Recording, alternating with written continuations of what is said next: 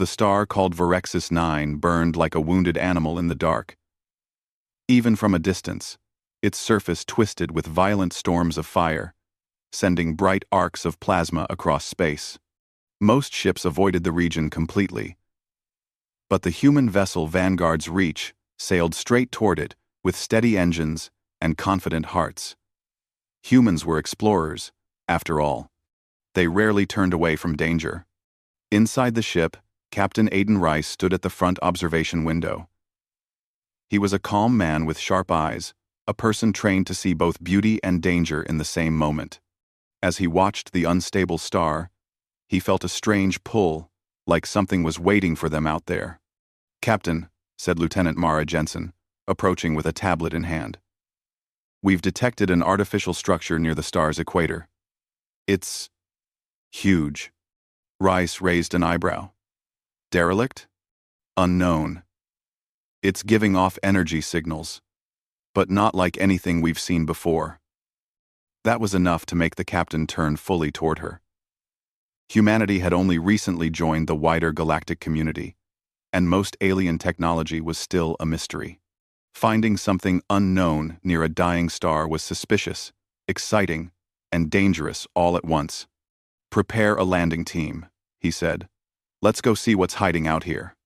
The structure appeared through the viewport like a dark, cracked moon. It was a massive station, built in concentric rings that floated separately but moved in perfect balance around a central core. Some rings were shattered, pieces drifting away slowly. Others still pulsed faintly with blue lights. "Looks abandoned," Jensen whispered. "It looked abandoned," Rise corrected. "Past tense. But we won't know until we're inside." The landing craft detached from Vanguard's Reach and glided across the void. As it neared the station, the lights along the outer rim flickered, one by one, like eyes opening after a long sleep. The team exchanged uneasy glances. Machines did not wake up by accident. A narrow docking port opened, not violently, not chaotically, more like a tired sigh. "Permission to be boarded," Rise muttered. "That's either a good sign or a trap." The inside of the station was cold and silent. The air had a metallic smell, almost like burnt machinery. Long hallways stretched in every direction, lit by dim strips of pale blue along the floors. Strange symbols covered the walls, beautiful and curved, yet impossible to read. "This place is old," Jensen said. "Older than human space travel." Dr. Kellen, the ship's science officer, ran a scanner over one of the walls. No human-like fingerprints in the design. Might be one of the older known civilizations, or one we've never met. As they moved deeper, the team saw signs of recent damage: scorch marks, broken consoles, collapsed ceilings. But not recently enough to still be active. They reached a large chamber with a central platform, humming with faint power. The room curved upwards into a high dome, painted with star maps. At the center stood a tall, pillar-like device covered in glowing lines. "What is this?" Jensen asked. Dr. Kellen tapped his scanner. "It's generating a field, but barely. Like it's dying." Captain Rise approached the device slowly. "This whole station is trying to stay alive. But for what reason?" Before anyone could answer, a soft, trembling voice echoed through the chamber. "Stop." Everyone spun around, weapons raised. From behind a fallen beam, a figure stepped out. She was small, thinner than the average human, with skin that shimmered like silver stone. Her eyes were bright and violet, full of alert fear. She wore a suit of flexible metal plates, many cracked or burned. She looked young, maybe equivalent to a young adult in human years, but clearly exhausted. "Don't touch it," she said, voice trembling but determined. "Please. It's unstable," Jensen whispered under her breath. "An alien." Rise lowered his weapon slightly. "We're not here to harm you." The alien girl watched them carefully, as if measuring their honesty. Her breathing was fast. A long cut across her arm leaked a faint blue fluid, My name is Erixa, she said finally. I am a technician of the Threxil species. Or, I was. Dr. Kellen stepped forward gently. We've heard of the Threxil. You're explorers, like us. Erixa's expression tightened. We were caretakers here. This place, this station, is not ours. It is a guardian built by an older race. We maintained it, protected it, and then everything collapsed. What happened? Rise asked. Her violet eyes flicked to the glowing pillar. That device is the pulse core. It controls the star's eruptions. Without it, Vorexis 9 would have destroyed this region ages ago. But now the core is failing. If it dies, the star will burst into a storm that will burn everything for light years. The team exchanged shocked glances. No one had expected such a danger. How long do we have? Jensen asked. Erixa leaned weakly against the wall. Hours, maybe less. My people tried to repair it, but an attack forced us to abandon the station. I stayed behind because someone had to keep the power flowing. But I can't do it alone. Not anymore. She looked at them desperately. You must help. Captain Rice didn't hesitate. Humans were new to the galaxy, and they tried to build a reputation of trust. Leaving someone alone to die was not an option. We'll help, he said. Tell us what needs to be done. Erixa led them closer to the pulse core. She pointed at a circular panel, covered in glowing lines and faint sparks. This part must be stabilized manually. You have to place your hand here, on the activation plate, and feed consistent bioelectrical signals into it. Dr. Kellen frowned. Human signals might not be compatible with alien technology. Erixa shook her head. Maybe. But the core was designed by a species older than mine. It reacts to adaptable minds. Your species, humans, are known for strange neural patterns. It might respond to you better than to me. Rise examined the plate. It glowed a soft turquoise under the dust. The energy felt unstable, like a heartbeat gone wrong. Touching it could be safe or deadly, but doing nothing guaranteed disaster. He hesitated. Erixa suddenly stepped forward, pointing at the plate with firm urgency. Don't just stare. Touch it. Her voice, though weak, carried a strange authority. It wasn't a command meant to dominate. It was the desperate cry of someone who had run out of time and choices. Rise pressed his hand onto the plate. Instantly, light surged around his palm. Lines shot across the floor and walls, awakening long-dead circuits. The entire chamber trembled. A low hum filled the air like the voice of a giant waking from a long dream. Captain, are you all right? Jensen called. Rise clenched his jaw. He felt the energy crawling up his arm, not painful but oddly cold. It was like the machine was reading him, studying him. I'm fine, he said. But this thing is definitely alive. The pulse core brightened, stabilizing into a smoother rhythm. The lights around the room shifted from flickering blue to steady white. The station seemed to breathe. Erixa let out a long, shaking exhale. It's working. For now. Your biopattern is accepted. So we bought time? Rise asked. A little, she said. But this is only the first step. The core's internal functions are collapsing. Someone must go inside the reactor shafts to reset the subsystems, and the outside defenses of the station might activate again. Dr. Kellen sighed. Of course, nothing is simple. Rise removed his hand from the plate. The core held steady, though its hum was weaker without direct contact. We'll handle it, he said. Humans don't leave people behind. Erixa looked at him with a mixture of surprise and relief. Then maybe this station still has a chance. But before anyone could take another step, the lights flickered violently. A deep, distant rumble shook the floor.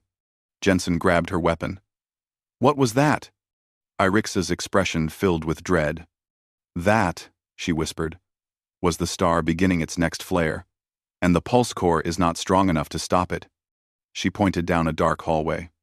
You must follow me. Now. The hallway trembled under their feet as Captain Aidan Rise, Lieutenant Jensen, Dr. Kellen, and the alien technician Irixa hurried deeper into the ancient station. The pulse core behind them flickered, fighting against the star's growing fury. The air grew warmer with every step. Faint sparks drifted from loose cables above, and distant metal groaning echoed like the cries of a tired beast. How far is the subsystem chamber? Rise asked, gripping his scanner. Not far, Irixa answered, breathing quickly.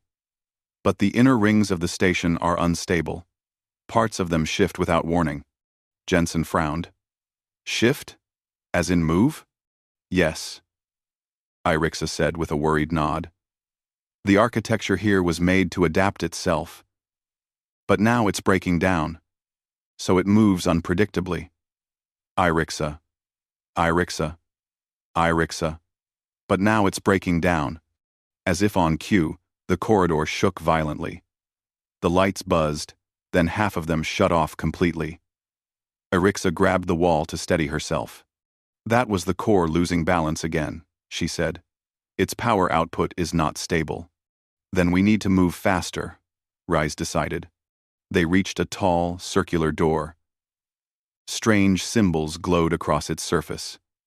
The lines pulsed, like veins carrying light instead of blood. Irixa pressed her hand against a panel. For a moment, nothing happened. Then the door spiraled open silently, revealing a long chamber filled with holographic screens and mechanical arms folded like sleeping insects. This is the auxiliary control hall, she explained. If we want to keep the station alive, we must restart the subsystem regulators. Dr. Kellen walked in, awe on his face. This technology, it's far beyond anything humans have built. Even the oldest alien designs we've seen aren't like this. That's because the creators of this place disappeared thousands of cycles ago, Irixa said softly. My people only maintained what they left behind. Rice stepped up to a large console shaped like a circular table. Above it hovered a three-dimensional map of the station. Several regions glowed red. That doesn't look good, he said. It's not, Irixa admitted. The internal power conduits are failing. If even one more ruptures, the core will overload. And overload means? Jensen asked. The star goes wild, Irixa replied. And we all die. Silence fell for a moment. Then Rise straightened his shoulders. Tell us what to do.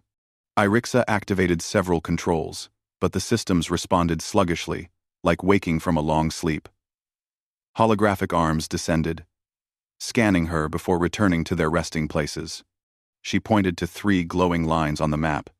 These conduits feed power from the outer rings into the pulse core. They're badly damaged. To stabilize them, someone needs to access the conduit ports directly. We can do that, Rise said. Where are they located? Irixa tapped the map again. 3 blinking points appeared. Each port is inside a narrow maintenance shaft. And before you ask, yes, it is dangerous. The temperature fluctuates, and the walls move. But we have no choice. Dr. Kellen nodded. We'll split into teams then. But Irixa quickly shook her head. No. The shafts react strangely to groups. Only one person can enter each safely. You will have to go in one at a time. Jensen raised an eyebrow. So 3 people, 3 shafts. Risey exhaled. Irixa studied the map. I will guide you remotely from here. I can operate the system if it overloads. You 3 will each go to a port. She hesitated before continuing. And Captain, your neural pattern is unusual. The pulse core responded to you. It may respond again. I figured that might be the case, Rise said. Irixa's violet eyes softened. I wish there was an easier way. But humanity, your minds adapt quickly. That might be what saves this station. Jensen gave a small smile. Humans are good at doing the impossible. The three shafts were located in different directions. The team split up, with Irixa guiding them from the control hall. Rise moved toward the first shaft. Its entrance was small, almost too narrow for a human to fit. When he stepped inside, the walls lit up with a faint silver glow. "Captain Rice, can you hear me?" Irixa's voice crackled through the comm. "Loud and clear," he replied. "Be careful.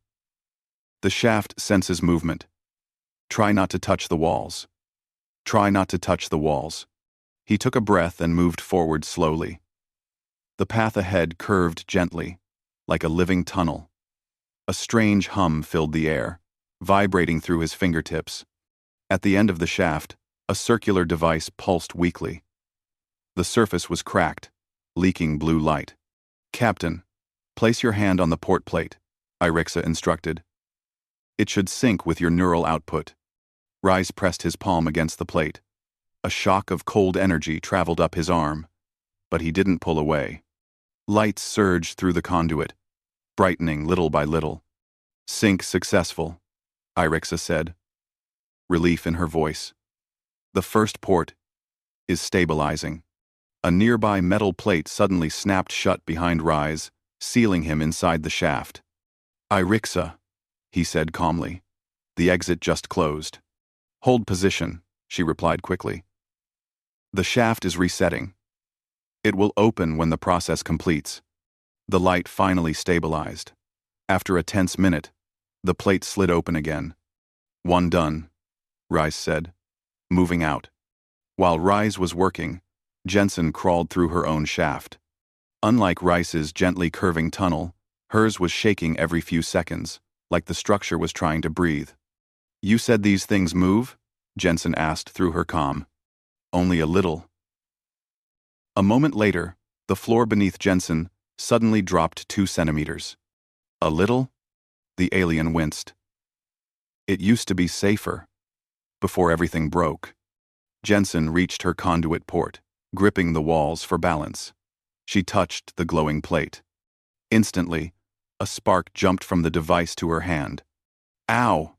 Could have warned me it bites." "It shouldn't do that," Irixa said nervously. "But the signal is stabilizing. Good work." Yeah, Jensen muttered, relaxing as the light steadied.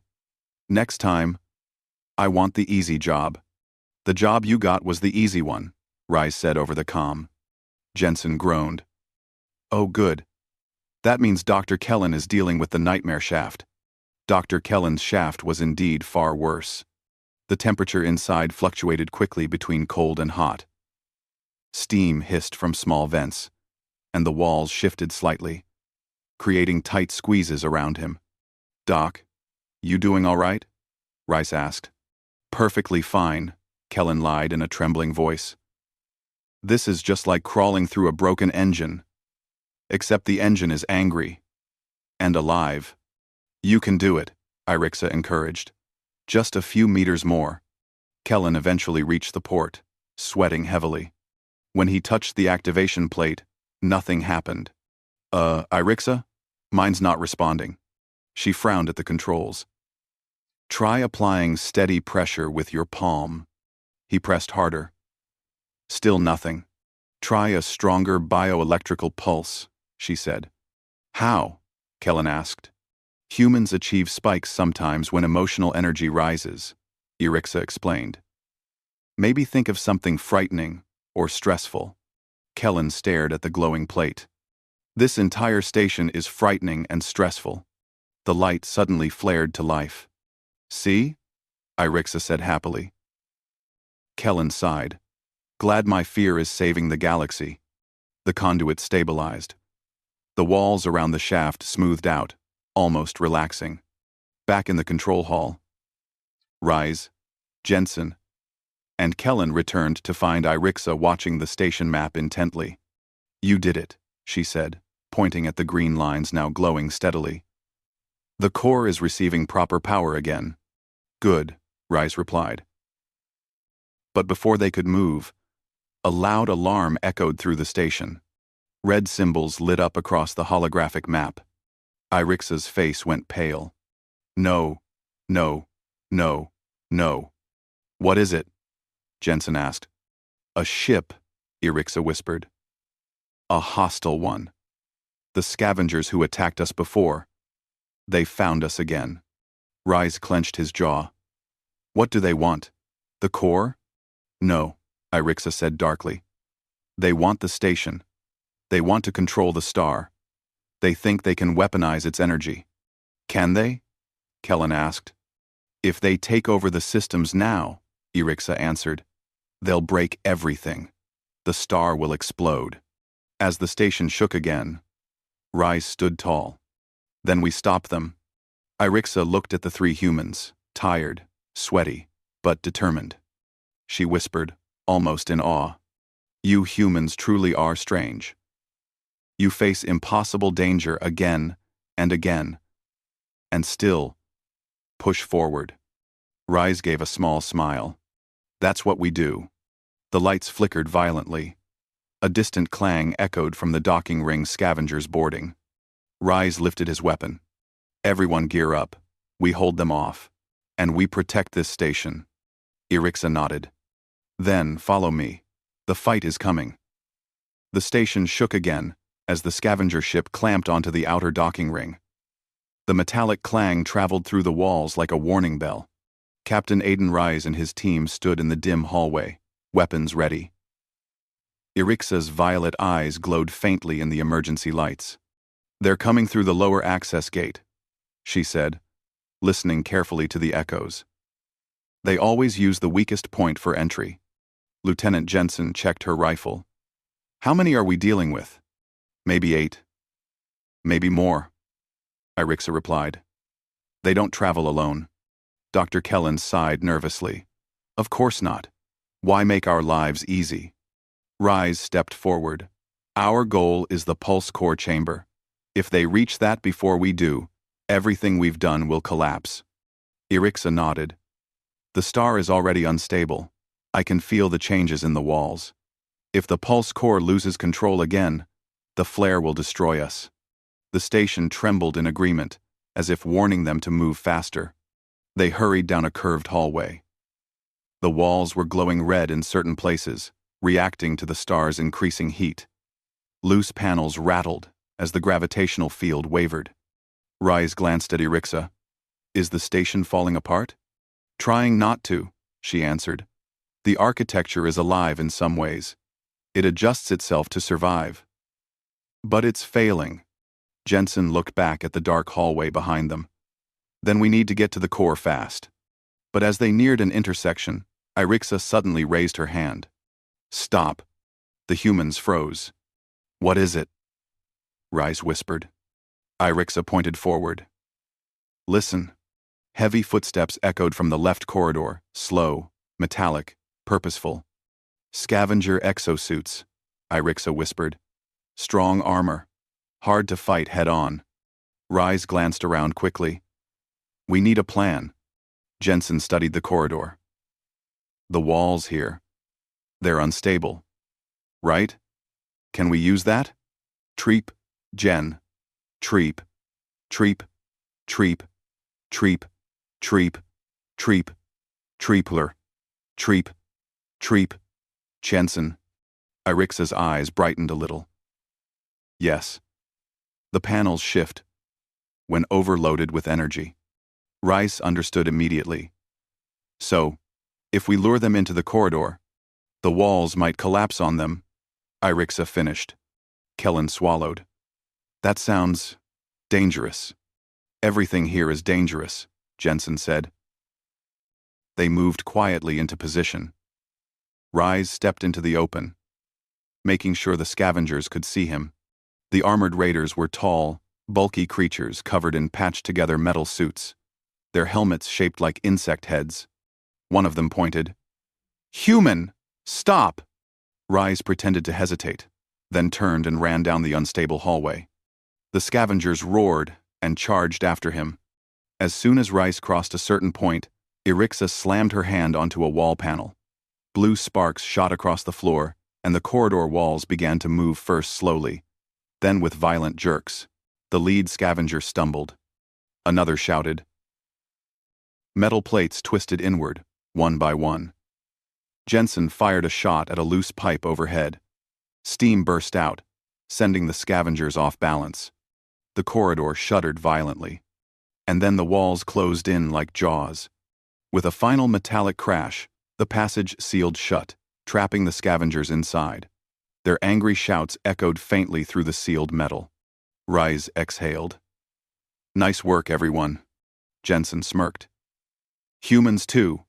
Scavengers 0. Irixa gave a tired but grateful smile.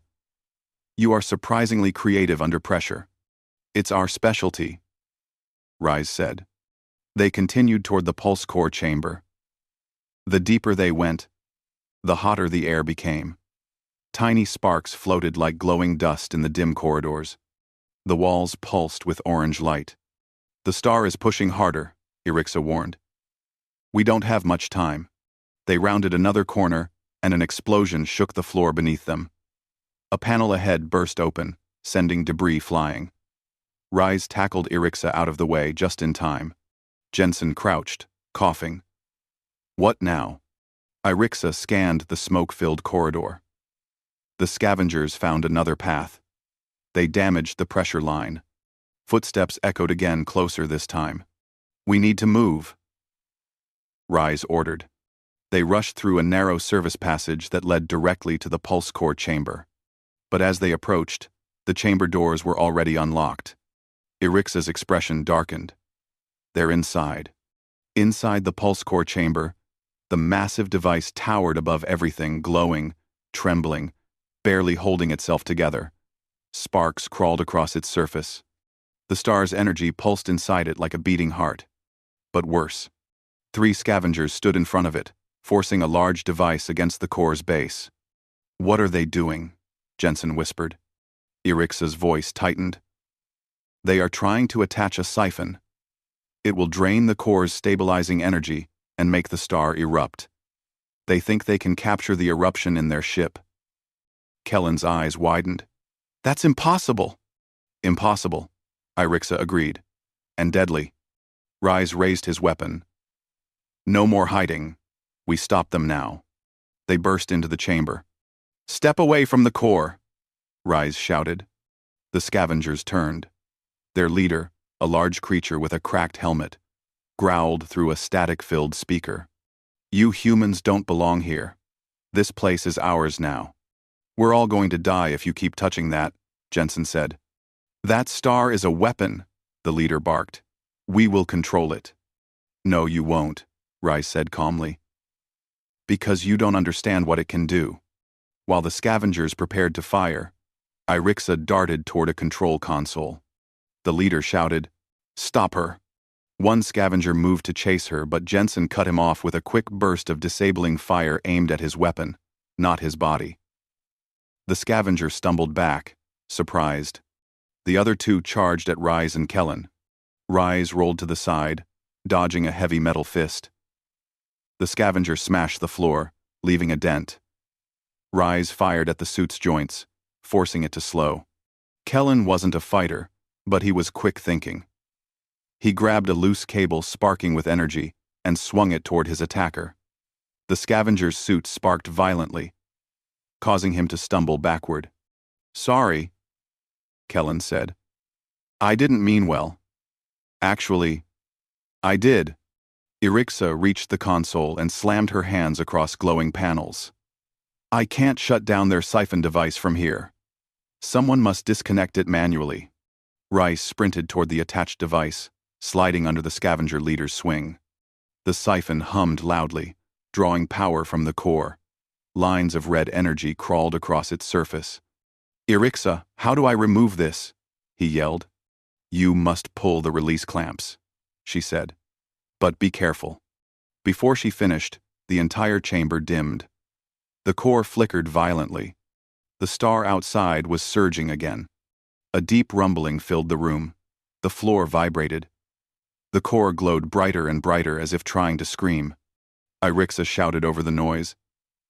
The flare is coming. If the siphon stays attached, the core will collapse. 1.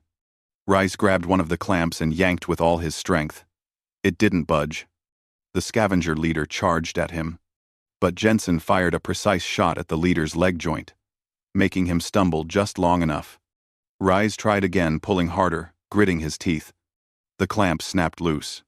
The siphon sputtered, sparks flying. One more clamp. He grabbed it, struggling against the rising heat. The core's glow was nearly blinding now. Come on, Rise muttered. With a final desperate pull, the clamp broke free. The siphon device fell to the ground with a loud crash. Suddenly, the core shot out a wave of blue energy that blasted everyone backward. Rice hit the floor hard. Coughing, Epicscifi crawled to him, eyes wide with fear. Captain, the core is now overloading. It needs a stabilizer signal again. You mean, my neural pattern? He asked, panting. Yes, she said urgently. Only you can calm it now. Rice looked at the surging pulse core, glowing like a miniature sun. The heat was intense. The chamber's walls were starting to melt. Jensen shouted, "If you touch that thing now, it might kill you." Rice stood up slowly. Or it might save everyone. He looked at Epicscifi. Guide me. She nodded. Place your hand on the new access plate. Trust your instincts. Rise stepped toward the core. The energy roared around him. The pulse core pulsed faster and faster, almost matching his heartbeat. Behind him, scavengers regrouped. Ahead of him, the core screamed with light. Epicscifi whispered, "Human, hurry." Rise reached out his hand and touched the core. Captain Aiden Rice's hand touched the pulse core, and the world exploded into light. A shockwave burst through the chamber, shaking the entire station. Blue energy surged around Rice's arm, racing up to his shoulder like freezing lightning. The core glowed brighter and brighter, pulsing in time with his heartbeat. "Captain!" Jensen shouted. He couldn't answer. He couldn't even breathe for a moment. His mind felt like it was being pulled forward and backward at the same time, stretched between the star outside and the machine around him. Voices filled his head, whispers, echoes, memories that did not belong to him. He could see star maps he had never studied. He could see the creators of the station, tall beings made of shimmering light, working on the pulse core centuries ago. He could feel the way they shaped energy with their thoughts. He felt the star's anger, its pain, its desperate wish to release all the trapped heat inside. And then, he felt the core's fear. It didn't want to fail. It wanted to live. Rice whispered under his breath, "I'm here. I'm helping. Rice. I'm helping." His voice calmed the energy slightly. The violent shaking slowed. A thin beam of light connected his mind to the core, almost like a conversation. Epicscifi ran forward, shouting over the noise. "Captain, you must stabilize it. Match your breathing with the core's rhythm." Rice could barely hear her, but he felt the meaning. He closed his eyes, inhaling slowly, then exhaling. The core copied him. Light pulsed slower, warmer, gentler. Behind him, the scavengers were regrouping. But Jensen and Kellen quickly stood between them and the core. "You're not touching him," Jensen yelled, firing a warning burst. The scavengers hesitated because the chamber itself was shifting. The walls vibrated. The ceiling glowed red. The station was reacting to the pulse core's overload, like a living creature in pain. One scavenger shouted, "Retreat! This place is going to be torn apart." But their leader refused. "No, we take control now." He rushed forward just as Jensen stepped into his path. They collided, struggling near the edge of the chamber. Sparks flew as their weapons scraped across metal. Meanwhile, Epicscifi knelt beside Rice. Her voice was gentle but urgent. "You must send a stable pattern into the core. Humans adapt. Your mind can calm it. Focus, Captain." Rice's jaw tightened. He inhaled again, slow and deep. He imagined the pulse core as a living heart, beating too fast, frightened, desperate. I'm with you, he whispered to the machine. You're not alone. The core's pulses matched his breath, one slow beat at a time. Outside the chamber, the star began to flare. A great arc of fire rose from its surface, rising like a claw of pure heat. The station's shields flickered weakly, unable to hold back the full power. Warning alarms echoed through every corridor. Epicscifi glanced at the ceiling. The flare is coming. Captain, we must direct the core to release a counterwave. How? Rise gasped. I'm barely holding it together. You don't control the core, she said softly. You guide it. She placed her hand on the core as well, though her species reacted differently. Her touch created a violet glow next to his blue one. Their combined lights merged. Rise felt a sense of unity, his thoughts clearer, his mind steadier. Epicscifi's presence helped him stand against the overwhelming pressure. Let me help you carry the weight, she whispered. The pulse core responded immediately. Energy spiraled around both of them, forming a stable pattern. Rise exhaled. Okay. I can do this. We have .com. 2. Jensen and Kellen held the Scavengers at bay. One raider charged at Kellen with a broken metal piece. The impact knocked him to the floor, but he kicked out, sending the Scavenger stumbling. I really miss being in the lab, Kellen shouted. Jensen fired a targeted shot at the leader's weapon, knocking it away. She pushed him back again and again, never letting him get close to the core. You're not ruining this. Not today, she yelled. The leader snarled and lunged again, but the chamber floor shook so violently that he lost his balance. Jensen kicked him hard, sending him sliding across the floor. A blast of heat shot through the room. The star flare was seconds away. Rise could feel the star through the core. He sensed the violent energy rushing toward them like a tidal wave of fire. It's too big, he whispered. We can't hold this. Yes, we can, Epicscifi said firmly. The station was designed for this. You only need to guide it. How? He asked desperately. Epicscifi touched his shoulder. Trust yourself. Humans do impossible things because they try, even when logic says they shouldn't. Rise closed his eyes. He imagined the star's flare as a wild storm that needed a path. The core wasn't meant to stop the storm, it was meant to redirect it, channel it safely. He inhaled deeply, and then he pushed the thought into the core. Redirect it. Don't fight it. Flow with it. The core understood. Light exploded from the device like a rising sun. Energy raced across the room, then shot out through the station's rings. Outside, the flare hit the station, but instead of destroying it, the pulse core caught the energy and bent it like flowing water. Arcs of fire streamed safely around the station, forming a brilliant halo of light. The station shook under the force, but it held. The flare passed, and the star calmed. Silence fell. The bright energy around the core faded into soft blue. The hum stabilized into a calm, steady beat. Rise staggered back, breathing hard. The core released his hand gently, almost like saying, "Thank you." Epicscifi helped support him as he regained his balance. "You did it," she whispered, her voice full of awe. "You and the core." Rice smiled weakly.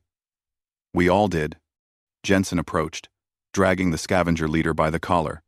"These guys are done. They want to surrender now." The leader growled but didn't resist. Rice nodded. "We'll lock them in the storage bay until rescue ships arrive." Kellen stood nearby, wiping sweat from his forehead. "Is the station stable now?" Epicscifi looked at the core, watching it glow with a gentle rhythm. "Yes," she said. "It still needs repairs, but it will survive." She turned to Rise, her violet eyes soft. "And I think, maybe I will too." Wud. End. Rise gave a warm smile. "You're not alone anymore. Humanity doesn't abandon its allies." Her expression lit up with gratitude. Later, as the Vanguard's Reach prepared to dock again, Rise and his team stood with Epicscifi on a platform overlooking the star. The flare had left a beautiful glow across space, shimmering clouds of gold and red drifting around the calm sun. "It's strange," Jensen said. "It almost looks peaceful." "Because it is," Erixa said.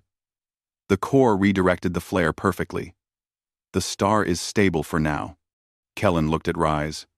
"So, what happens next?" Rise smiled thoughtfully. "We contact our command. We help Erixa rebuild the station. And we make sure no more scavengers come near this place." Erixa bowed her head slightly. "Your help means more than you know. For my people. And maybe, for the future." "We're crazed." Rise placed a hand on the railing. "We're explorers. We reach out into the unknown not just to learn." She looked at him with admiration. "Humans truly are different. You see danger, and instead of running, you touch it." "Running ready one," Trasted Housid. Rise chuckled. "Well." Erixa blinked. "Who?" He grinned. "You did. Remember? Don't just stare. Touch it." Her eyes widened, then softened with embarrassment and a smile. "I suppose I did say that." Jensen laughed. "And look what happened.